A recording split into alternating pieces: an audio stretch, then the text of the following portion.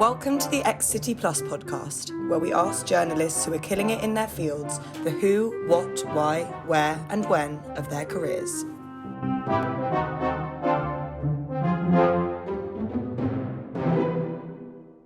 This week, we're joined by Elle Rudd, who is Senior Social Producer at the Metro.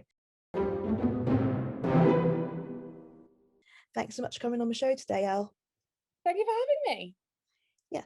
So when did you first realise you wanted to be a journalist? I started reading all these fashion magazines and, trying to emulate my favourite journalists from within them and writing my own fashion reports on Lizzie McGuire and That's So Raven. And eventually I was just like, oh, wait, I can do this as a job. That's so cool. I can write for a living. So I looked at the best route to go into that, and that's how I discovered City. I remember really distinctly actually the day that I was in sixth form college. I'd gone to a little cafe in Worcester and I was sat reading Company magazine, which doesn't exist anymore, but it was one of my favourite magazines when I was a teenager. And they had a career section on how their staff got into journalism, which was so valuable to me. Useful. And the person said that they'd done the masters at City, and I'm from very, very rural Shropshire and I'd never heard of City. I had no contacts in journalism, so I was just like, oh, well, if this person is working for this magazine that I adore and love and they went to City, I'll go to City. And then I just worked from that moment. I decided that journalism was the path for me. I had a small, very, very small, with like maybe 2 listeners at a time, internet radio show every Friday.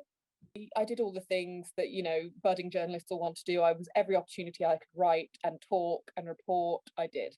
I really love the idea of an internet radio show because obviously we have podcasts, but back then it must have been really, really sort of like innovative. Did you stream it on a website or? It was launched by someone so I'm from really rural part of England. I'm from just about rural Shropshire, but it's kind of on the border between rural Shropshire, Herefordshire and Worcestershire. So when I was in sixth form, these people came in. There was like a little journalism interest club at my sixth form college, and they came in. They were like, "Oh, we're starting a really small internet radio show in a village called Martley, which is about 20 minutes from where I live, which is relatively close compared to everything else." And I was like, "Oh, I want to do that." Yeah, it used to be the Ellie Brennan show it was called Longside Radio. I think it's still going. I do think it's still going. I don't think it's where it used to be in the village. But it was a really nice opportunity for me to find my voice, figure out what I liked doing, what I didn't like doing, grow, make mistakes, learn how to use one of the radio boards and technically direct things. And it was really enjoyable. I'm really glad I got that opportunity to start, like you said, probably about a year before podcasts became everything. That's so awesome. So who was your biggest journalism inspiration when you were starting out? Well, when I started out, I went to City, as I think every journalist goes through this phase. I don't know, a lot of my friends certainly did. I was going to be the next Kate Adie. I was going to be the next Marie Coffin. I was going to go to Syria. I was going to go to Iraq. I was going to report on all these incredibly important pieces of news. I'm from a military family, so I've always been very aware of global affairs and politics and kind of military news and how that operates. And obviously I grew up with stories of war zones, so the concept didn't feel too alien to me. But then I kind of grew up a little bit more and started reading about how terrifying war is, which sounds so naive, but it's true. I kind of realized how scary ISIS are and how I didn't want to get beheaded. And every single power to every single person over in any war zone, reporting on it is so vital and so valuable. But yeah, I read Kate Adie's autobiography, and then I remember when Marie Colvin died as well, reading all about her and just being so enamored by these incredibly brave women, incredibly not only brave but very cool and calm in the face of all this chaos, and like standing out as these really collected, calm figures, turning that chaos into valuable information. I thought that was the coolest thing in the world. So they were absolutely, I still have all their books, I still read about them regularly.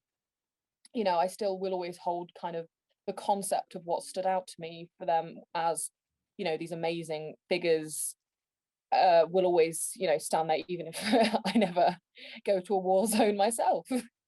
And also, you know, as I've learned journalism and I've developed in the industry and developed and grown up as a person, I think I'm very much of the belief that obviously any reporting is good reporting coming out of small areas, but I think we need to, as journalists, help local journalists report on their own home. I think that's what was so good about like the Arab Spring with citizen journalism.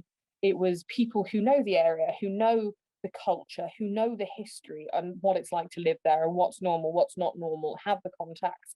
And it's not like this voyeurism of going into someone else's home and pointing out the problems. It's genuinely invested in why it's incredibly important for us to know this knowledge.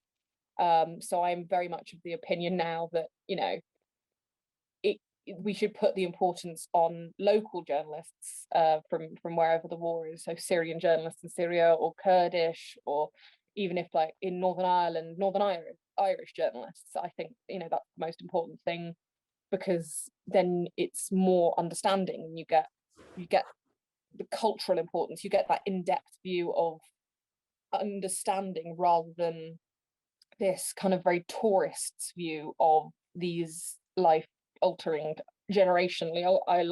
situations. So what is your biggest piece of advice for up and coming journalists?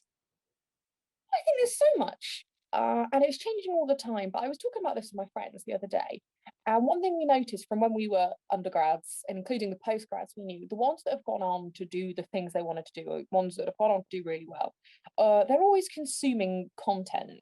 This is what I always say to people.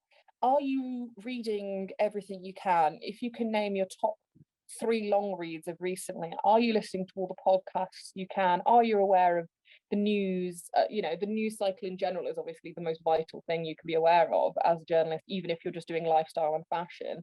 Well, not just, but even if, you know, you're going to art or a specialism or gaming, the news cycle will affect relevance.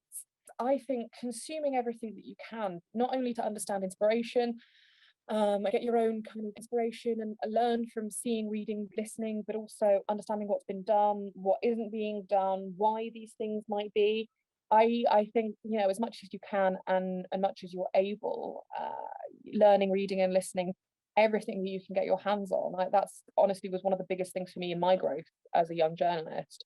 Sort of jumping off from that, why do you love your field of journalism? You focus on social media journalism, right? So what is it about social media journalism that you really enjoy? I realised quite early on in my career that I can't stick to one specialism. What I really enjoy about social media journalism is not only can you do a little bit of everything that you want to do a little bit of everything that you enjoy it, and kind of bring in everything you're interested in and make threads about it, but you can also make it your own job. So I really like series development, video creation, presenting and producing, but I also love hard news, interviews, thread making, creative side of it. And my interests in topics are so wide spanning, like so large in expanse. Like I've said, I like motorcycle racing.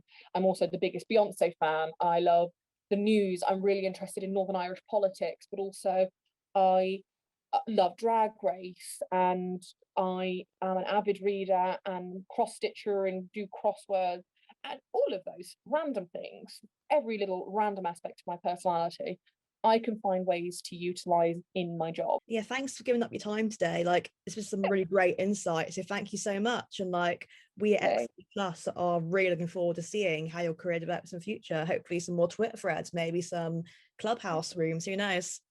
Fingers crossed. Thank you so much for having me today. It's been really fun. Oh, no worries. Well, thank you again.